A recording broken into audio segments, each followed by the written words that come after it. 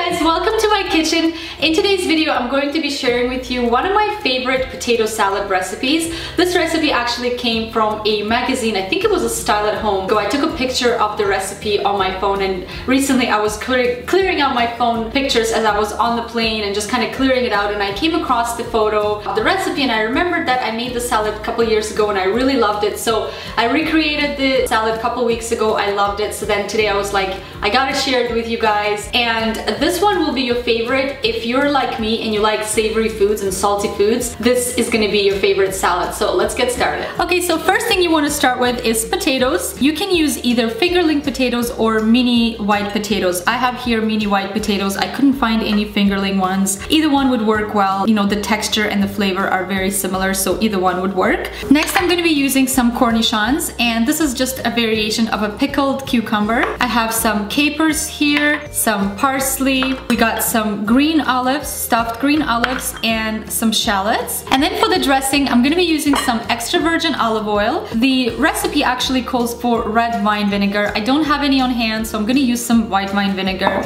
I think either one is fine. Just use whatever you have on hand or whatever you prefer. And last but not least, I'm gonna be using some grainy mustard. Okay, so first thing I'm gonna start with is grab a mixing bowl and a whisk, and I'm gonna just mix together all the ingredients for the dressing. So I'm gonna start with the olive oil. Just drizzle that in there.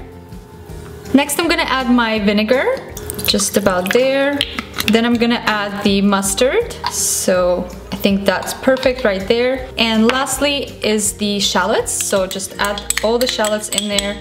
So once all the ingredients are in there, I'm gonna grab my whisk and start mixing until all the ingredients come together. So now that the dressing is ready to go, it's really, really simple. All we gotta do is just combine all the ingredients. So I'm gonna start with the potatoes and just transfer them to a larger bowl so it's easier to mix. So once the potatoes are in there, there's pretty much no difference of how you add the rest of the ingredients. So I'm just gonna add the olives, the cornichons, next I'm gonna add the capers, and lastly I'm gonna add the parsley. It smells so good. I love parsley. So once all that is in there, very simple, I'm gonna just add this delicious dressing over it. And then all you want to do is combine everything together. So one little tip as you're mixing the salad together, I prefer to use a wooden spoon. And since the potatoes are boiled, they're pretty soft, so you don't want to break them apart. So what I like to do is just kind of go from the sides and kind of fold the salad together as opposed to just roughly mixing it all in. So go ahead and do that until it's all nicely combined. So once the salad is mixed together, I would suggest to keep it in the fridge for about half an hour or so to make sure that, you know, all the ingredients marinate and come together beautifully. And once it's done, it's ready to serve. So now I'm just gonna give it a little bit of a taste. Like always, it smells delicious. I love grainy mustard in salads. It's absolutely yummy. And I love olives and I love pickles, so this is perfect for me. So here we go. Just gonna make sure that I grab all the ingredients onto my fork.